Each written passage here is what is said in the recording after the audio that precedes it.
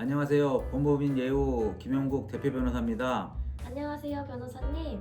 오늘 사건은 동업관계에서 발생한 금전 문제라고 들었습니다. 동업을 정리하는 과정에서 정산금을 두고 다툼이 생긴 사건이었을까요? 네, 그렇습니다. 오늘 소개해드릴 사건은 두 사람이 함께 동업을 위해서 돈을 투자했다가 이후 동업관계를 정리하면서 생긴 정산금 미지급 사건입니다. 원고 입장에서는 이미 동업은 끝났고 상대방이 약속한 돈을 일부만 지급한 채 나머지를 주지 않는 상황이었습니다.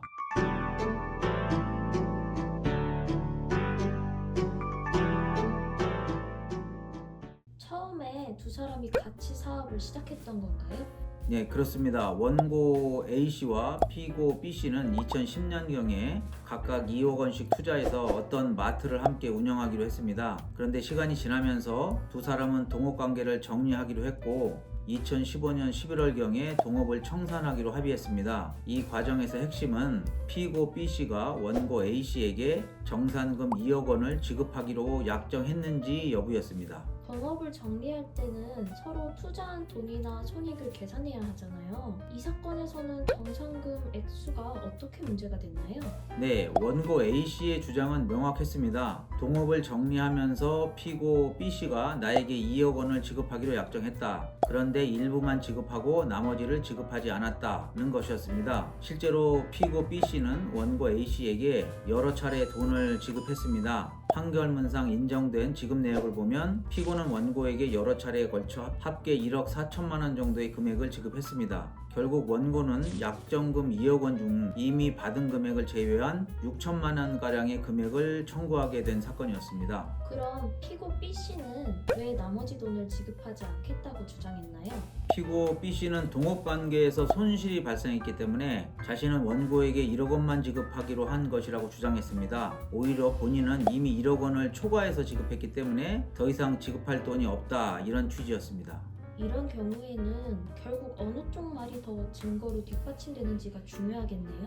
네, 맞습니다. 이 사건에서 법원은 동업관계 중에 실제로 투자금의 50%가 소멸할 정도의 손실이 발생했다고 볼 자료가 있는지, 그리고 피고가 주장하는 1억 원만 주기로 한 약정이 입증되었는지를 살펴봤습니다. 그런데 법원은 피고가 제출한 자료만으로는 동업관계에서 투자금의 절반이 사라질 정도의 손실이 발생했다고 보기 어렵다고 판단했습니다.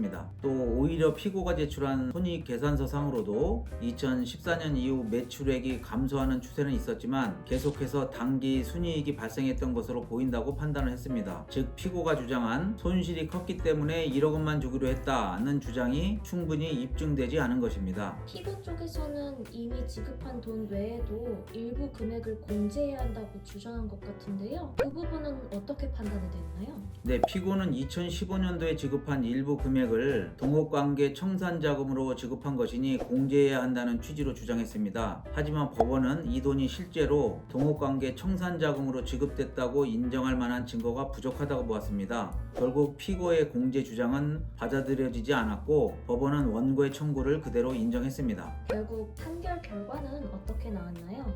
법원은 최종적으로 원고 A씨가 피고 B씨에게 청구했던 6천만 원가량의 금액을 전부 지급하라고 판결했습니다. 동업을 할 때에도 시작할 때뿐만 아니라 끝날 때의 정산 약정이 정말 중요하다는 걸 보여주는 사건인 것 같네요.